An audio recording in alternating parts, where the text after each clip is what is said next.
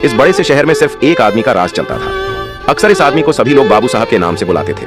वह सबके सामने अच्छा व्यवहार करता था, लेकिन बाबू साहब की असलियत तो रात को पता चलती है, क्योंकि रात को वह अपनी बच्ची को नदी में फेंकने आया था और नाव में बैठकर नदी के बीचों बीच जाकर जैसे ही बच्ची को फेंकने जाता है, तब बच्ची की माँ आती है और बाबू साहब को रुकने को कहती है और कहती है कि अगर इस बच्ची को नदी में फेंका तो मैं खुद को गोली मार दूंगी। तभी बाबू साहब बच्ची को नदी में फेंक देता है। तभी उस बच्ची की माँ नदी में कूदकर अपनी बच्ची को बचा लेती है।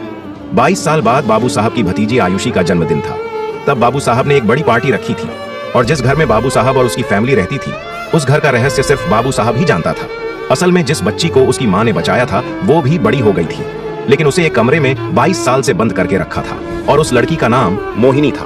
उसने पिछले 22 साल से बाहर की दुनिया नहीं देखी थी, लेकिन सुनैना की माँ ने उसके सारे परिवार के लोगों का चित्र बनाकर चिपका दिए थे और सुनैना उस चित्रों से बात कर रही थी। तभी उस पार्टी में एक खास मेहमान आते हैं और उस मेहमान को बाबू साहब की भतीजी पंकजा पसंद आ जाती है और उस मेहमान ने बाबू साहब की भतीजी का हाथ अपने बेटे नमन के लिए मांग लेती है। तभी बाबू साहब गहरे विचार में चला जाता है और तभी अगला पार्ट 2 देखने के लिए